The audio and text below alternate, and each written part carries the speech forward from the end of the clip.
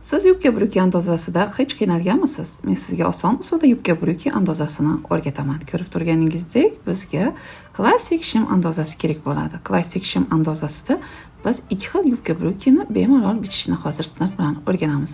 Bu asos shim andozasi. Asos shim andozasini men uzunligini 80 cm qilib oldim va mana ko'rib turganingizdek vertikal holatda qo'yib bichyapman. Bu mana shu yo'nalishga qarab kronkalariga qaratib vertikalni qilib to'g'ri qilib qo'yaman va oldini o'rtasidagi strelka chizig'ini ochib, oralarini shunday qilib ochib bitsanglar, oldi tarafda katta skladkali yubka bryukini bemalol bichishinglar mumkin. Bunaqa bichimda yonlarida choksiz, faqat ichki chokli bor yubka bryuki bo'ladi. Mana shunday skladkani siz bemalol orqada ham foydalanishingiz mumkin. Orqani ham xuddi shunaqa strelka choklarini ochib, o'rtasiga kerakli darajada o'zingizga skladka haqqini qo'shib bichsangiz, orqalar ham skladkali bo'lib tayyor bo'ladi. Endi biz mana shu asos andozamizdan foydalangan holatda, ko'st holatda, ya'ni 45 gradusda bichishni ham o'rgataman. 45 gradusdagi bichilgan yubka bryuki andozalari juda ham oson va kiyilganda ham juda ham qulay bo'ladi.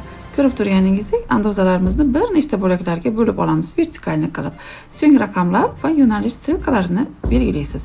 Strelkalar nima uchun qo'yiladi deganda, biz matoni yo'nalishiga qarab turib strelkalarni qo'yib olishimiz kerak bo'ladi. Va albatta aytib o'tganimdek, matoni burchagini, ya'ni 90 gradusni ikkiga burlaganimizda xuddi shunaqa 45 gradus bo'ladi.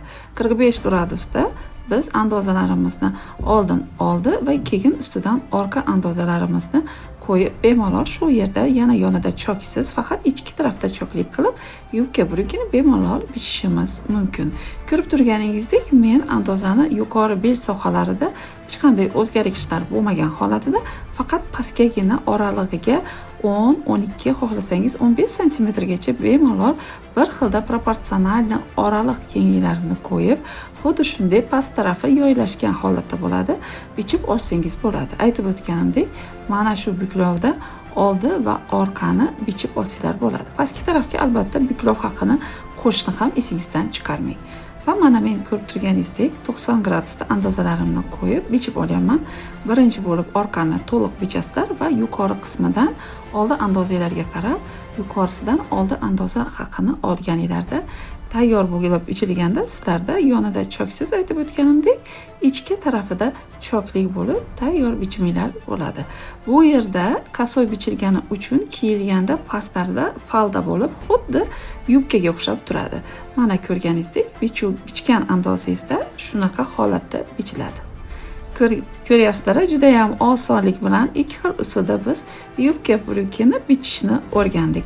Mana shu joyda faqat mana shu ichki tarafda to'g'ri choklarni xohlaganda obrobotka qilishinglar mumkin. To'g'ri chokda tikib, orqada overlock qilib qo'ysanglar ham bo'ladi yoki fransuzskiy choklardan foydalansanglar bo'ladi.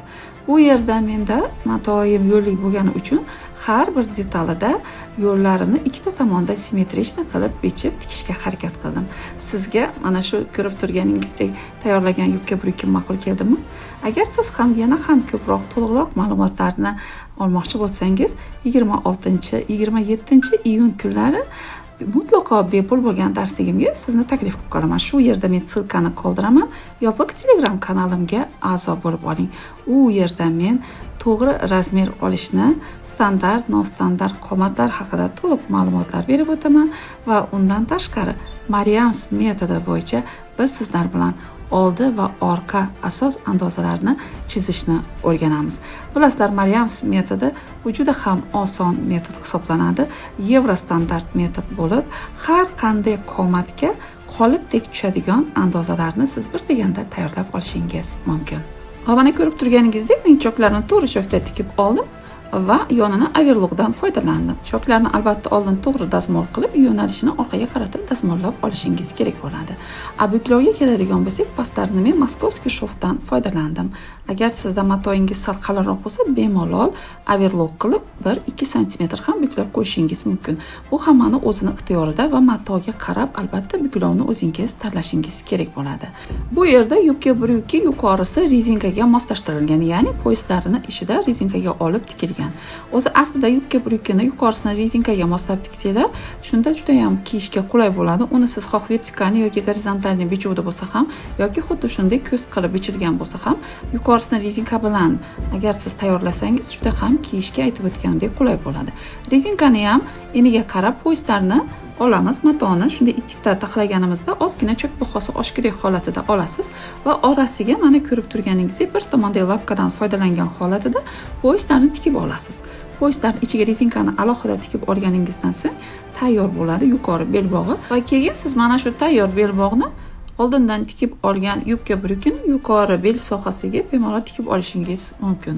Bu yerda oldindan bellarini o'lchaysiz. Mana shu vutichka hisoblarini chiqarmagan holatda bichilganda siz bemalol rezinkaga tayyorlab shunaqa rezinkali belbog' bilan tikib olishingiz mumkin bo'ladi.